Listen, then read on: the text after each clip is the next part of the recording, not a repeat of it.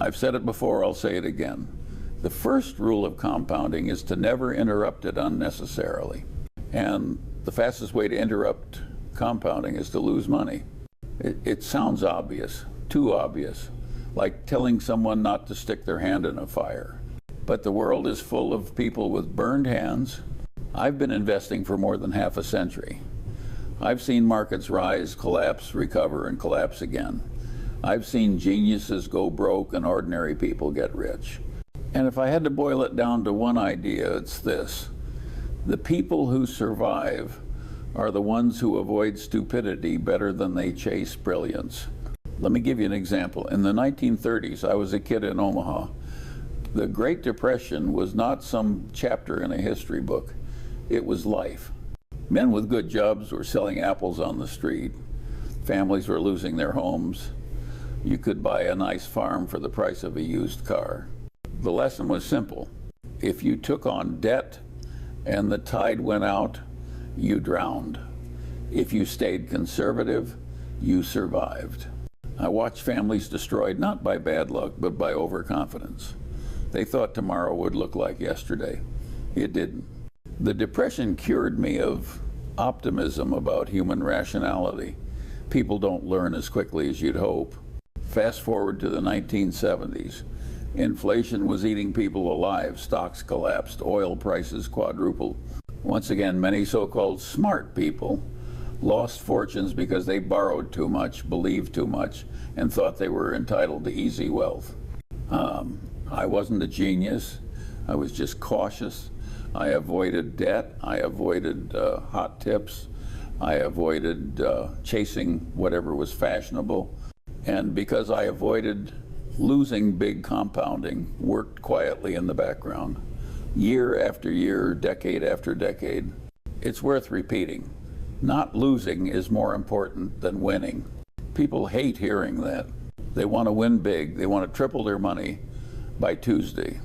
That urge destroys more wealth than poverty ever did. Think about the gamblers in Las Vegas. The lights on the strip are not paid for by winners. They are paid for by losers who thought they had a system. The stock market is no different. The casinos are just bigger and better dressed. I remember once investing in a company that looked cheap, a real cigar butt deal. You know, the type 1 puff left, and maybe you get a free smoke. Well, the smoke was free, but the stink stayed with me for years. I learned to stop buying garbage just because it looked cheap. Cheap junk is still junk. That mistake probably cost me more money than I care to count. But it taught me something better than any textbook. The price of avoiding stupidity is much lower than the price of fixing stupidity. So if you want to know how to never lose money, start by cutting out the obvious disasters. Don't borrow money you can't repay. Don't buy what you don't understand. Don't trust people who make money selling advice. And don't ever believe you're smarter than the market. You can make a fortune simply by surviving. Warren and I never tried to get rich quick. We just tried not to go broke. That small difference compounds into something enormous over a lifetime. So here's my advice. Forget brilliance. Forget being clever. Forget trying to outsmart everyone in the room. Just make fewer dumb mistakes. That alone will make you rich. And if you don't like the sound of that, go ahead and chase the next hot stock tip. The market will be happy to take your money. If you want to ruin your life and your portfolio, envy will do the job faster than any market crash. Envy is the dumbest sin. Why? Because it doesn't even make you feel good. Lust can be fun. Gluttony at least tastes good. Pride feels nice for a while.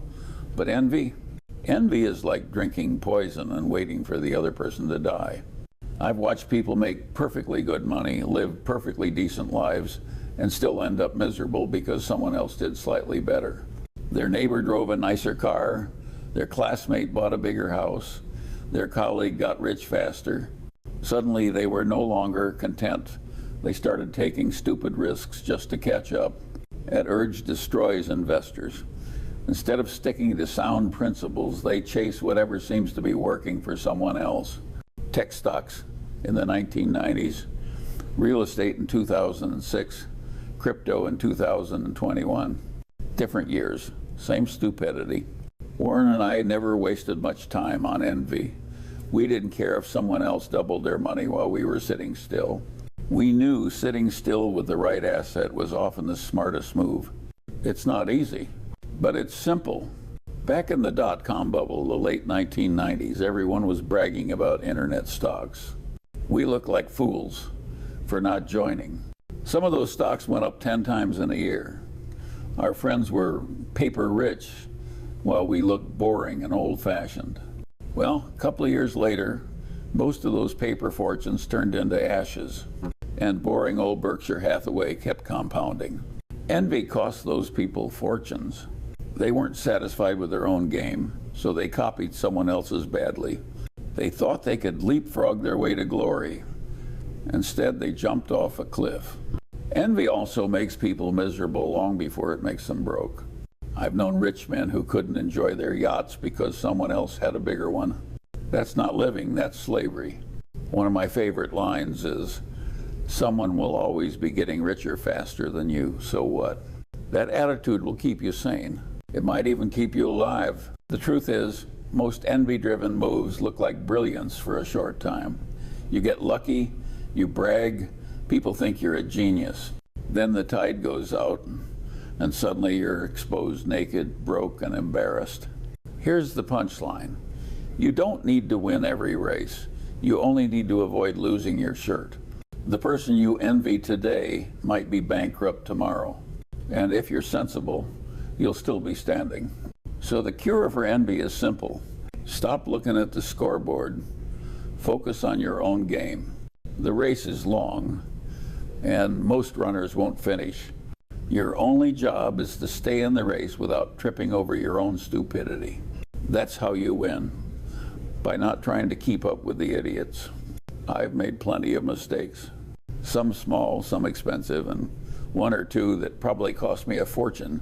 People like to imagine that Warren and I sat in an ivory tower making perfect decisions all day. That's nonsense. We screwed up plenty. We just avoided the kind of screw-ups that put you out of business. One mistake I still think about was underestimating how valuable some businesses would become if left to compound for decades. We passed on things that looked too expensive at the time, Coca-Cola, before we bought it, for example.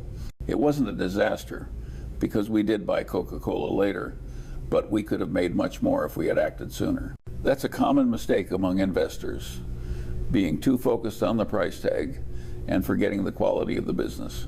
Buying junk just because it's cheap or ignoring greatness because it looks expensive. Both are costly. Let me give you another story. Years ago, I bought into a company that was a so-called cigar butt. It looked like a bargain. One last puff left. The numbers were cheap, and I thought I was being clever. Well, the company was cheap for a reason. The business was rotting. I made a little money, then lost it, and wasted years that could have been spent in something better. That mistake cured me of cigar butts. They may give you a free puff, but they leave a bad taste. Far better to pay a fair price for a great business than a cheap price for a lousy one. I can almost hear the chorus of young investors saying, "But Charlie, I don't want to overpay." Here's the thing, overpaying for quality is still safer than underpaying for garbage. Garbage goes to zero. Quality compounds. The real mistake isn't paying 20% too much for Coca-Cola. The real mistake is never buying Coca-Cola because you were too busy hunting for bargains in the trash heap. Now don't misunderstand me. Discipline still matters. We didn't go around paying ridiculous prices just because we liked the brand. But when we saw a fortress business with staying power, we learned not to get too cute. That lesson cost me millions to learn. The key takeaway, the big money isn't in the buying or the selling, it's in the waiting. And you can't wait on a lousy business because time is the enemy of garbage. Time is only a friend of great businesses. So when people ask me, "Charlie, what's the worst mistake you ever made?" I usually tell them, it wasn't the money I lost, it was the money I never made because I underestimated the obvious. And if you want to avoid losing money, don't just avoid disasters. Avoid wasting decades on mediocrity. That's the quiet mistake that robs more investors than crashes ever will. The market punishes the impatient, but it also punishes the blind bargain hunter who thinks price matters more than quality. It doesn't. In investing, you don't get paid for being clever. You get paid for being consistently not stupid and realizing that early is worth millions. If you want to know why most people lose money, it isn't bad luck. It's overconfidence. They think they know more than they do, and they act on it. I've watched men sit in boardrooms certain they could outsmart the world. They'd say things like, "This time it's different," or "The old rules don't apply anymore." Every time I heard that, I knew trouble was coming. Confidence is fine. Arrogance is fatal. Most people don't realize how limited their circle of competence is. They read a few articles, talked to a broker, or watched some TV pundit, and suddenly they think they understand the oil industry, tech stocks, and foreign currencies all in one afternoon. That's how fortunes vanish. Warren and I stayed rich by admitting what we didn't know. It sounds dull. It even sounds weak. But knowing your limits is one of the most powerful edges in investing. Take airlines. We avoided them for decades. They looked like death traps, capital intensive, cyclical, union problems, fuel costs, all working against investors. We knew we weren't smart enough to pick the winners in that mess, so we stayed out. That one decision saved us from a century of disasters. Of course, later on we bought some airline stocks thinking the industry had changed. That was a mistake. The business didn't change. We just let our guard down. Fortunately, we didn't bet the farm. We lost a little, shrugged, and moved on. Here's the lesson. Overconfidence makes you double down when you should walk away. Admitting ignorance makes you live to fight another day. One of the most dangerous sentences in investing is, "I can't miss." The moment you think you can't miss, you already have. Think about the dot-com bubble. Late 1990s, everyone thought they were a genius.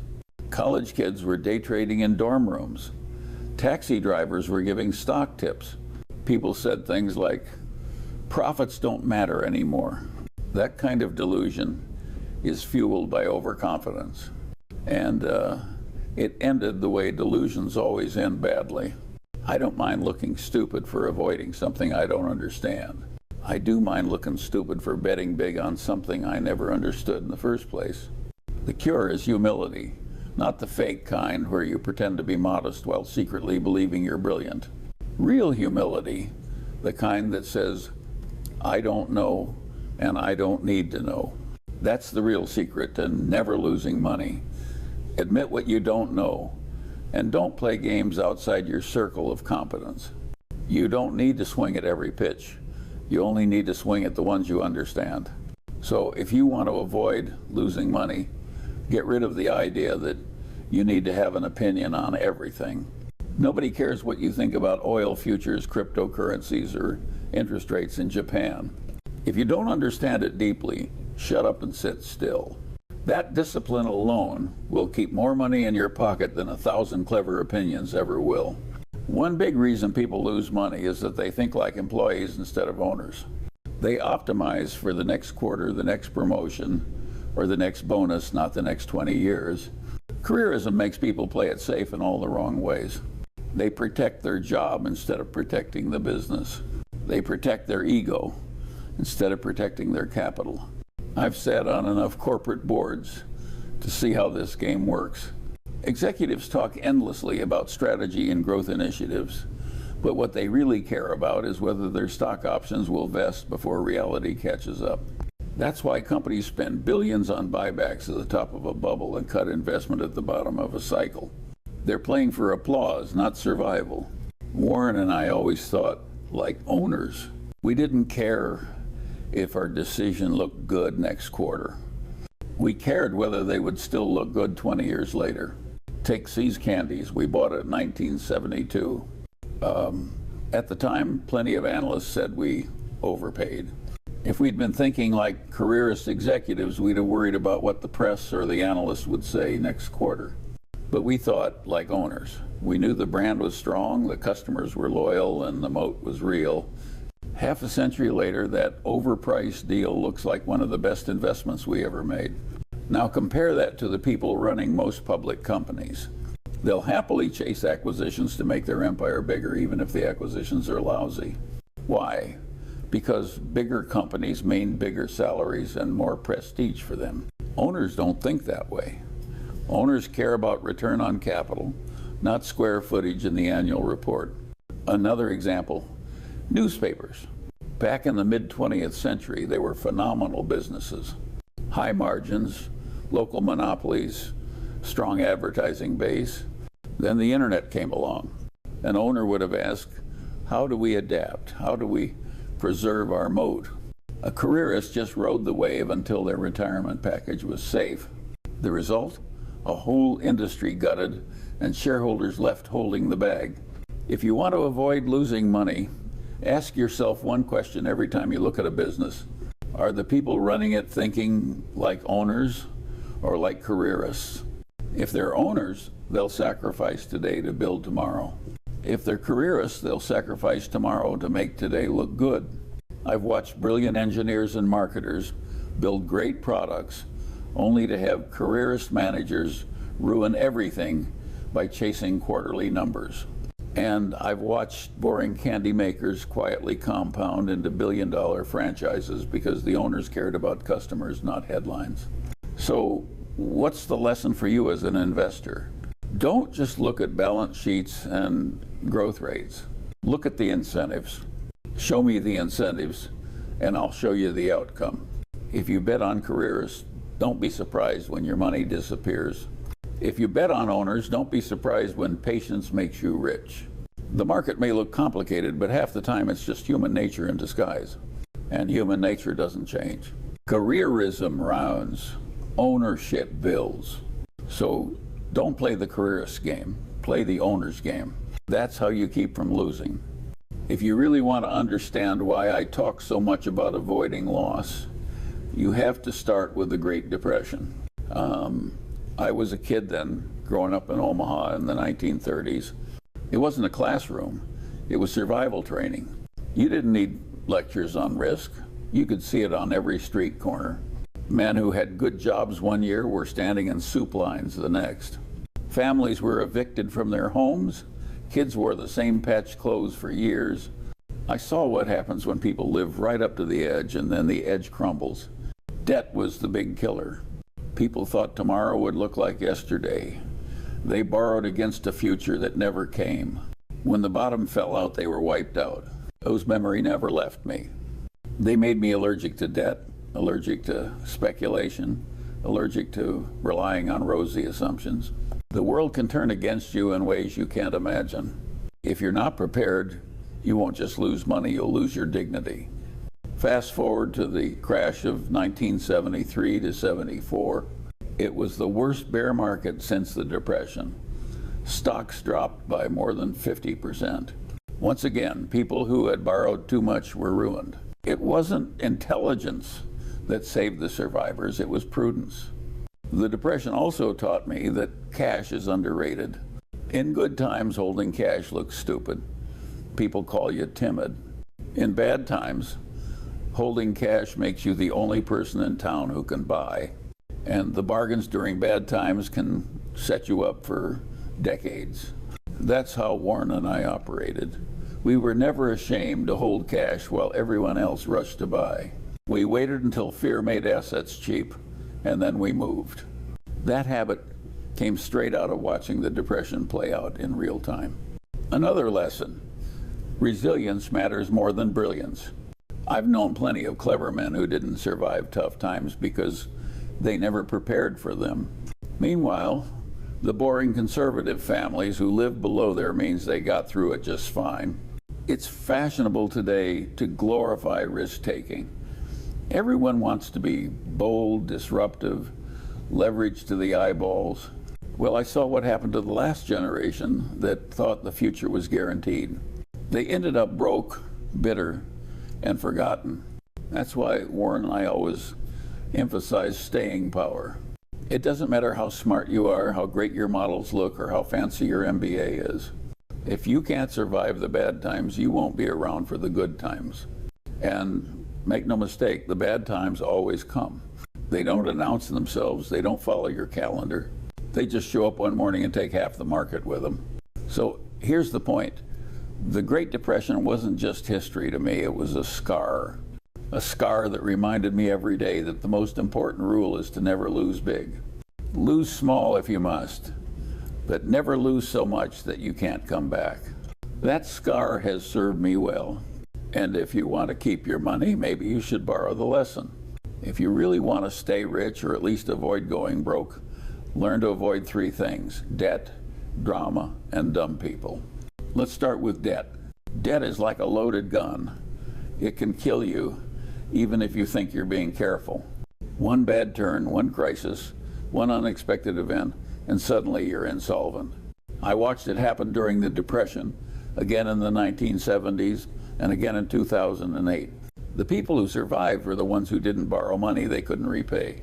Leverage looks smart in good times and suicidal in bad times. Now, drama.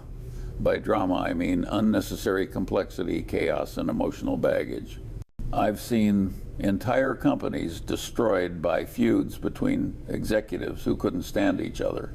I've seen investors ruin themselves chasing get-rich-quick schemes because they couldn't resist the thrill of action. Drama wastes energy, clouds judgment, and blinds you to simple truths. Business should be boring. Investing should be boring. If you need excitement, go bet on horses. And then there are dumb people. Avoid them like the plague. Life is too short to tie yourself to incompetence, dishonesty, or bad character. I'd rather work with a mediocre business run by honest, competent people than a great business run by crooks. Bad partners can ruin you faster than a bad market. Take the Salomon Brothers scandal in 1991. The firm nearly went under because of one trader's reckless, dishonest behavior. Warren had to step in to keep it afloat. That episode taught us again what we already knew. One dumb or dishonest person can put the entire ship at risk.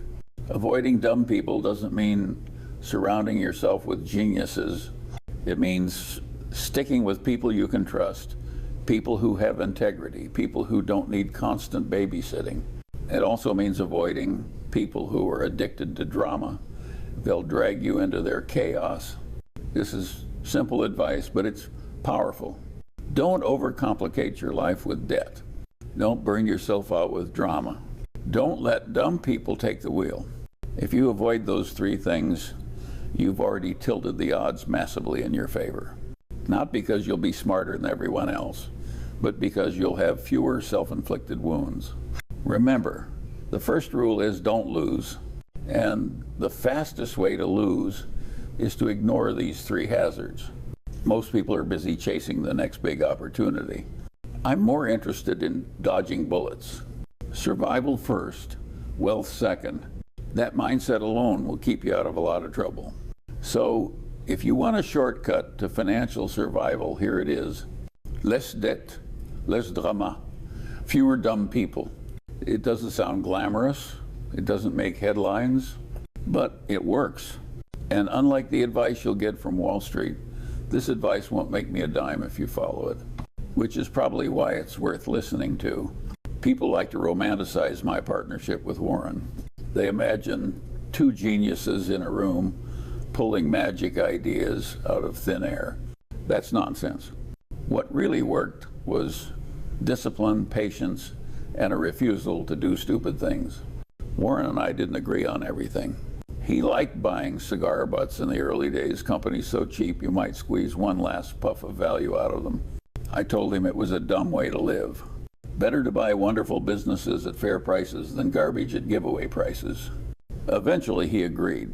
That shift in thinking changed Berkshire Hathaway forever. What did work between us was temperament. We were both willing to look foolish for long stretches of time. When everyone else was chasing dot-com stocks in the late 1990s, we sat on our hands. We looked like idiots for about 2 years. Then the bubble burst, and we looked like geniuses. Another thing that worked was trust. I never worried about Warren stabbing me in the back, and he never worried about me. That saved us enormous amounts of energy. We could focus on investing instead of politics. Try finding that in most corporate partnerships, it's rare. We also had complementary skills. Warren was the master of insurance, capital allocation, and spotting deals. I was better at pushing him to think about quality businesses and long-term moats. We sharpened each other's thinking. That's what a good partnership does. Now, what didn't work? We made mistakes, plenty of them. We bought into airlines thinking the industry had finally improved. It hadn't. We lost. We passed on Microsoft, even though we knew Bill Gates personally. That decision probably cost us tens of billions. But we didn't beat ourselves up. You can't play this game without making mistakes. The key is to avoid the kind that kill you. Another thing that didn't work was trying to predict the future in detail. We never knew where oil prices were going or what interest rates would do next year. When we tried guessing, we were usually wrong. So we stopped guessing. Instead, we bet on things that didn't require prediction. Strong businesses, good managers, and durable moats. What kept us alive wasn't brilliance. It was a shared allergy to stupidity. We didn't need to be the smartest men in the room. We just needed to avoid being the dumbest. And over time, that philosophy compounded into something extraordinary. Not because of perfect moves, but because of fewer disastrous ones. The punchline is simple. A good partnership doesn't eliminate the mistakes. It just makes sure the mistakes don't sink the ship. That's what Warren and I managed to do for over half a century. It worked. Not perfectly, but well enough to turn Berkshire into one of the greatest compounding machines in history. And if you want to know the secret, it wasn't magic. It was trust, patience, discipline, and the willingness to look boring while everyone else was busy losing money. Here's the truth most people don't want to hear. I never had a grand plan to become a billionaire. It just happened because I avoided enough dumb mistakes and let compounding do the heavy lifting. That doesn't sound exciting, but it works. Most fortunes are built slowly, almost invisibly, while everyone else is chasing excitement. The people who get rich quick usually lose it just as quickly. I didn't swing at every pitch. I didn't gamble on things I didn't understand. I didn't borrow money just to look smart. Instead, I kept my costs low, held cash when nothing looked good, and waited for opportunities where the odds were stacked in my favor. You don't need brilliance to do that. You need patience. And patience is in short supply. Look at the average investor. They read headlines, panic when prices drop, and get greedy when prices rise. They're always chasing something: hot stocks, hot sectors, hot tips. The result is predictable. Buy high, sell low, repeat until broke. Meanwhile, the people who quietly keep their spending below their income, avoid debt, and invest in durable businesses, they end up wealthy almost by accident. They don't brag about it, but they don't need to. Wealth that lasts doesn't come from bragging. When people ask me for the secret to getting rich, I tell them there isn't one. Spend less than you earn. Invest in things you actually understand. Sit on your hands when there's nothing to do. And for heaven's sake, don't lose big. That's it. No magic formulas, no stock picking wizardry, no shortcuts. If that disappoints you, good.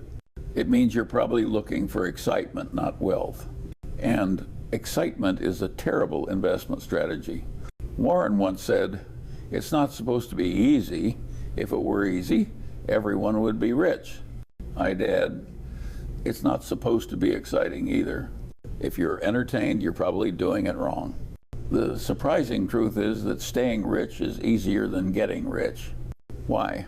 Because once you have a decent base of capital, you only need to avoid disaster. You don't need to double your money every year. You just need to not blow it. That's why I laugh at people who think they'll make it by trading in and out every week. That's not investing, that's just paying more commissions. Real wealth comes from sitting still with the right asset for decades. So if you really want to know how to never lose money, stop trying to get rich quick. Focus on surviving. Survival over time will do the compounding for you. It's dull, it's slow, and it's the only strategy that actually works. After 99 years on this earth, I can tell you the secret to not losing money isn't complicated. It's discipline. Note brilliance. Note genius. Disciplina. The first rule is don't lose. The second rule is don't forget the first rule. Everything else is just commentary. I've seen empires collapse, bubbles inflate and burst, and entire industries disappear. Every time, the people who survived were the ones who avoided the obvious mistakes. They didn't borrow recklessly. They didn't chase fads. They didn't let envy, arrogance, or greed run the show. They lived below their means, bought things they understood, and partnered with people they trusted. That was it. Boring? Yes. Effective? Absolutely. I didn't plan to become a billionaire. I just tried not to go broke. And by overshooting on prudence, the results took care of themselves. You don't need to be a genius to follow that rule. You just need the strength to ignore stupidity, your own and everyone else's. And believe me, the supply of stupidity never runs out. Here's the final punchline. If you're not spending less than you earn, if you're not avoiding debt, if you're not staying inside your circle of competence, then I can't help you. Nobody can. The market is brutal. It doesn't care about your hopes or your excuses. It only cares whether you survive long enough for compounding to work. So ask yourself, are you building your life and your investments on survival or on luck? Because luck runs out, survival doesn't. I leave you with the same advice I lived by. Forget brilliance. Forget clever tricks. Forget shortcuts. Just don't lose. That rule alone is worth more than all the investment books in the world. And if that sounds too simple for you, you'll probably learn the hard way. The market has a perfect cure for arrogance. It's called bankruptcy. Hello everybody. Ator Trader Portfolio. Portfolio proven, confirmed by the asset manager and broker. Get access to portfolio at atortrader.com. Here confirmed track record only last 12 months in euro. At atortrader.com, additionally you will find our 8.5 years proven track record. And you can compare that track record with best traders, investors in this world. Charlie Munger is in this compounding group, of course. In a series of videos with Charlie Munger at atortrader.com, Charlie says all the time to avoid making stupid, idiotic mistakes and to be disciplined in compounding equity, wealth. Ator Trader. Trading and investing as a way to expose the elites, the club. Yeah, this club, Novus Ordo Seclorum, on a $1 bill in Latin language. You see what it means in English, New World Order. Charlie Munger all the time says to avoid making stupid mistakes. So here we go with two big mistakes. First big mistake is that people most of their money give away to others and to other businesses, and that's why they are poor. Substantial percentage of people are poor with debt, no money, empty pockets, because people give most of their money to others and to other businesses. People are poor because they also do not understand banking and monetary system. Here you have a quote from Henry Ford. Before I will say first big mistake, let's count how much money people have in this world. Wealth, money. We have 8.1 billion people in this world. I don't, but I should include children in this calculation, because a 10 years old child in a normal world could receive $100,000 inheritance from a compounding grandfather. Most children don't get that inheritance. Most children don't have at least $100,000 in liquid net worth because most grandfathers are financially broke, which mean we don't live in a normal world. So population 8.1 billion people, excluding primary residents, approximately 2.5% to 3% of adults. I repeat, adults. Again, I repeat, adults have net worth above $100,000, excluding primary residents. It is actually less than 2.5% of global population because experts from the financial sector to hide the truth data include in the net worth retirement money, which is frozen. Frozen means unusable. If you try to touch your retirement money before retirement, there are huge penalties. Why I don't include primary residence in net worth? Well, because you cannot include it. If I would start including primary residence in net worth, then the same day I need to retire from the market. Primary residence does not produce cash flow. It demands cash flow. Repair, maintenance, leaking pipe, painting, remodeling. Primary residence is a liability. It always asks for money. I better play Charlie Munger now. Nothing traps the middle class more beautifully than a house they call a dream. They say, renting is throwing money away. I say, so is paying interest for 30 years on something you barely own. The obsession with home ownership is one of the most effective financial sedatives ever invented. It keeps people working, borrowing, and staying put. Exactly what banks and governments like. When I was young, a house was a shelter. Now, it's a status symbol, an ego project, and a lifetime mortgage disguised as stability. The middle class will stretch every dollar, sign every paper, and handcuff themselves to a 30-year loan just to say they own four walls that technically belong to the bank. They'll spend weekends mowing lawns they can't afford, remodeling kitchens that don't add real value, and convincing themselves it's all an investment. Let me ruin that fantasy for you. Your home isn't an investment. It's an illiquid emotional liability with a roof. It doesn't produce cash flow. It demands it. Taxes, insurance, maintenance, repair. The hidden costs alone could fund a small stock portfolio. And yet, people call it their greatest asset. That's like calling your dog your retirement plan. Of course, owning a home can make sense if you can truly afford it, if it fits your life, not your ego. So only around 2% of global population is with net worth above $100,000, excluding primary residence. And $100,000, it is nothing. You don't work for 2-3 years in the European Union, Australia, New York, America, and the money is gone because cost of living is high. As I said before, big mistakes. People are broke, not much money, because they give their money for entire life to others and to other businesses. I have to have some country as an example. America is the biggest debtor in this world, so I take a country from European Union as an example, Poland.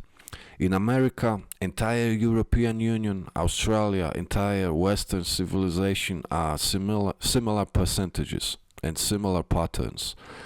Outside Western civilization, I do not know, because I do not know everything in this world. I do not have a crystal ball. I do not know what's happening in Vietnam or Thailand or Africa. Poland, Europe, employee makes 10,500 Polish zloty per month. After extortion fees from the government, he has 6,000 Polish zloty in his hands at the end of the month. Most of that money is stolen.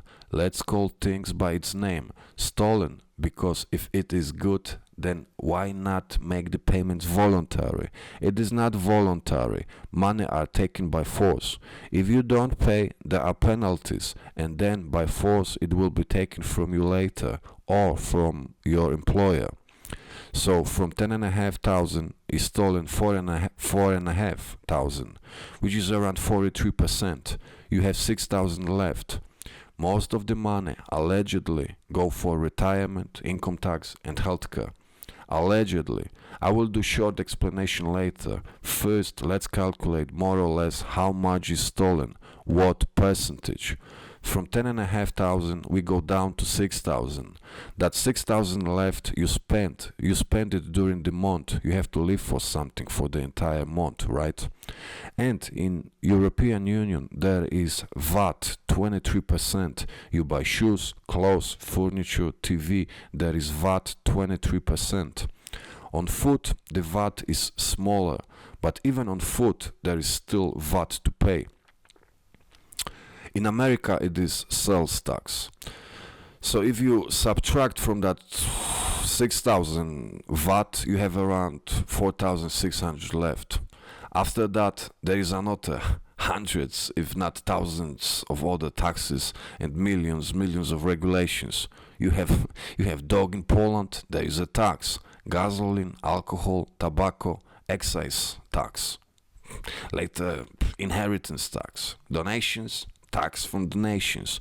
We can go on and on and on for hours or months.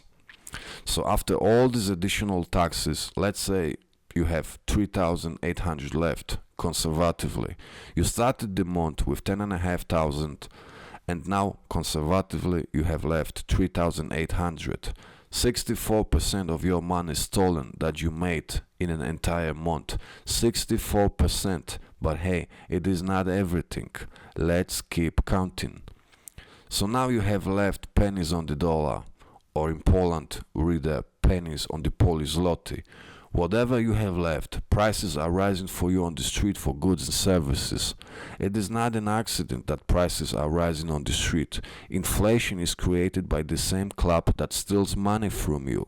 Here you have a quote from Rothschilds. Look how your currency is losing value, losing purchasing power, since you are 18 years old. Since you are 18 years old, Tory years chart is appropriate. South America, largest population, Brazil currency versus gold last Tory years. Central America, largest population, Mexico currency, last Tory years versus gold. North America, USA, dollar versus gold last Tory years. Europe, euro versus gold. Europe, Russia versus gold. Asia, Japan versus gold. Asia, China versus gold. So before I said 64% of your money is stolen from your work during an entire month. Now your pennies on the dollar lose purchasing power because of inflation. So it is even more than 64% stolen. Hey, it's not everything. Now at the end of the month or at the end of the year, your pockets are empty. You have no money. Nothing is in your wallet. So now, what substantial percentage of the people are doing? They go to the bank to get credit, loan, mortgage, car loan, mortgage, credit cards, or something else. Here starts fractional reserve lending. Long story short, fractional reserve lending increases currency supply. Increased currency supply causes prices to rise on the street. Yeah. So now prices are rising to you for goods and services. Fractional reserve lending, the commercial bank like JP Morgan, Wells Fargo or UBS in Europe, they created currency out of thin air. They lend you currency, euro, US dollar, that some people call money. They lend you that and they charge you interest on money that they don't have. They put some numbers into a computer, create currency, euro, British pound, and they charge you interest.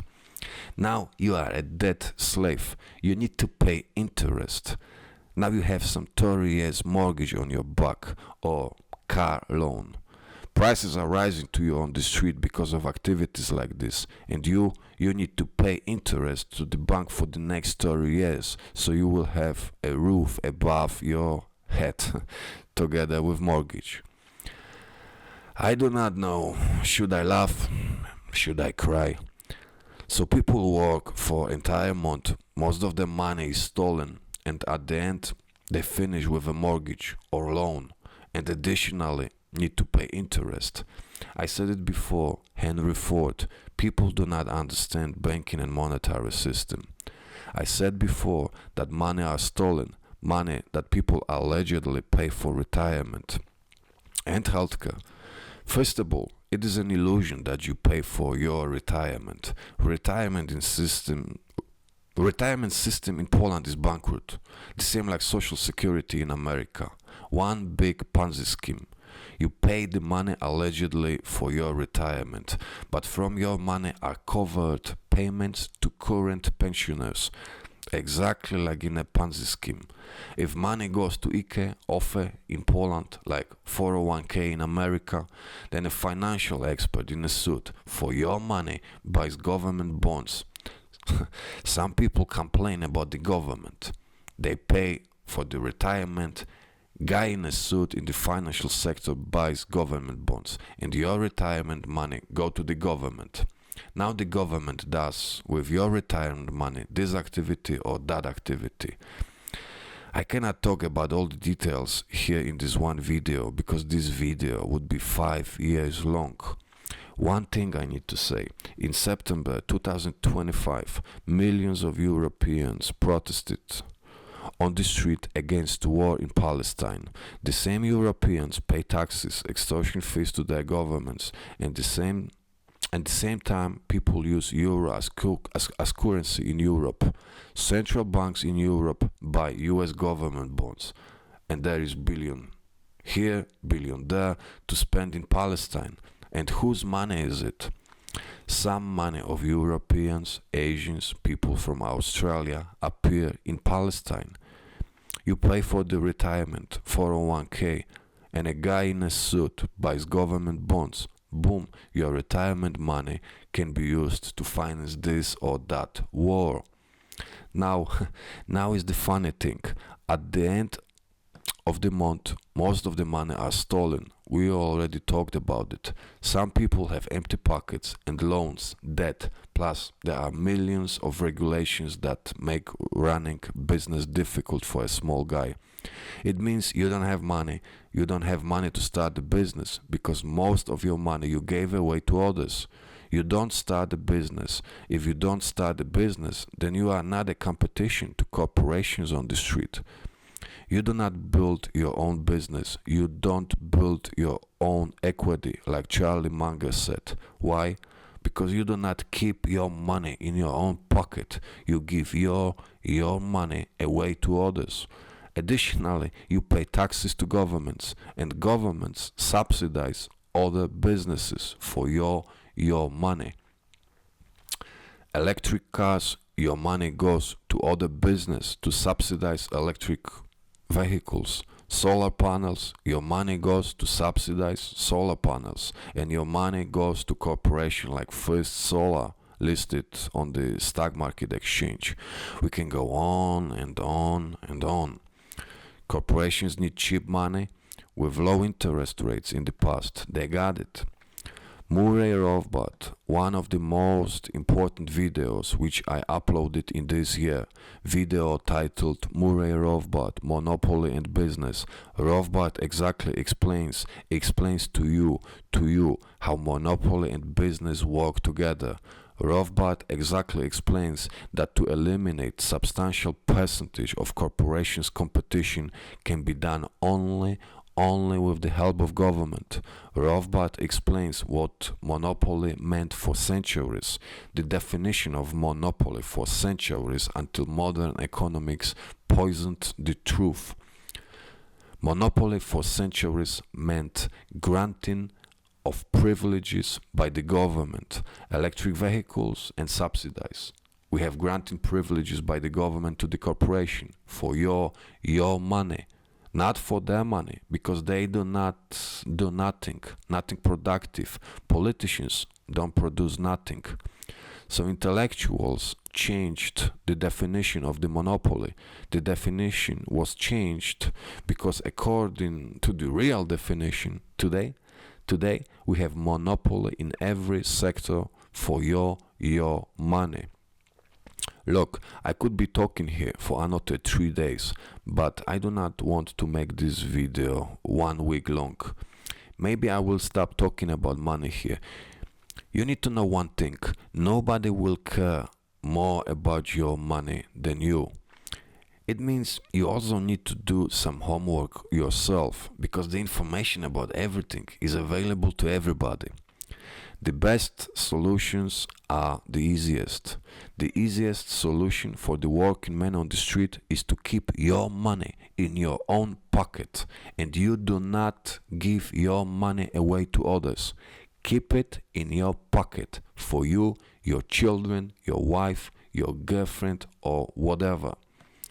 As Charlie Munger said in a series of videos at atortrader.com, as he said, to build your equity, your wealth, you stop doing stupid, idiotic mistakes.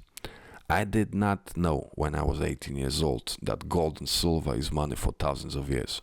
I even did not know how to change an electrical outlet when I was 18 years old, straight out of government school. Imagine how stupid I was when I was 18 years old, wasting my time in a government school. Today I know how to change an electrical outlet. At my home today I can do myself all electrical, plumbing and carpentry work. So the first big mistake, the topic is closed. You keep your own money in your own pocket, and you do not give your money away to others. Now the second big mistake, even bigger mistake than the first one. The club, the elites, Novus Ordo Seclorum in Latin language. You see what it means in English. New World Order.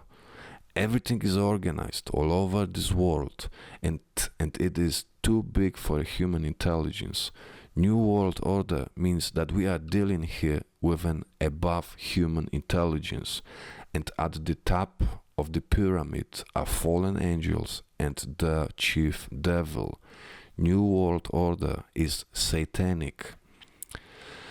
So the second big mistake is that a substantial percentage of people turned away from Jesus Christ and God.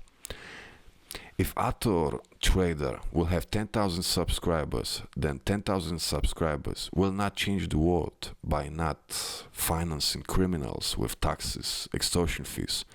There is still 8 billion other people who will finance all of it. Ator Trader, trading and investing as a way to expose the club. Not much will change, but if only 300 Ator Trader subscribers will be in the same team with our brother Jesus Christ and our Father God, then it will be a success. Of course, to be one team, not financially, but spiritually. So because of it, now I am talking to the top of the pyramid. Yeah, I am talking to you right now. Now I am talking to the fallen angels and to devil. You stop doing everything what you do. You stop immediately. Immediately means yesterday. All of it is not intelligence. Even humans like me can see it. I cannot see everything. And it took me many years to see what I see. But all of it is not intelligence. It is ridiculous. It is stupid. You stop all of it. You stop all of it. Because for God, everything is possible. And you know what I mean. Now going back to all humans, people. Our Father, God, loves people. There is no force from God. God wants us to voluntarily choose good.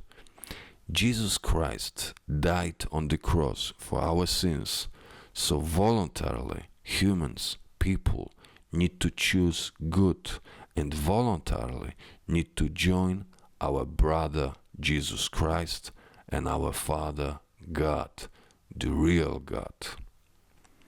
Gabriela, We will meet soon again. For God, everything is possible. Praise God in Jesus Christ.